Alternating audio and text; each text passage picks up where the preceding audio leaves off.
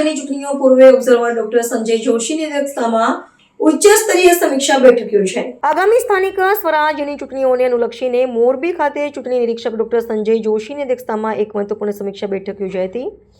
આ બેઠકનો મુખ્ય ઉદ્દેશ્ય જિલ્લામાં સમગ્ર ચૂંટણી પ્રક્રિયાને મુક્ત, ન્યાયી અને સંપૂર્ણ પારદર્શક રીતે સંપન્ન કરવાનો હતો, જેમાં વહીવટીતંત્રના નોડલ અને રિટર્નિંગ ઓફિસરો ખાસ ઉપસ્થિત રહ્યા હતા।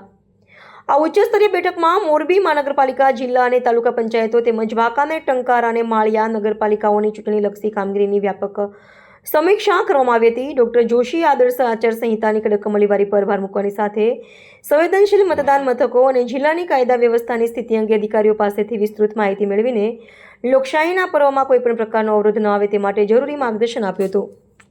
બેઠક દરમિયાન જિલ્લા ચૂંટણી અધિકારી અને કલેક્ટર શ્રી કે.બી. ઝવેરીએ અત્યાર સુધીની વહીવટી કામગીરી અને આગામી આયોજનની રૂપરેખા રજૂ કરી હતી, જ્યારે નિવાસી અધિક કલેક્ટર શ્રી એસ.જે. ખાચરે ઈવીએમ ફાળવણી, સ્ટ્રોંગ રૂમ અને સ્ટાફની તાલીમ અંગે પાવરપોઈન્ટ પ્રેઝન્ટેશન દ્વારા સચોટ વિગતો દર્શાવી હતી।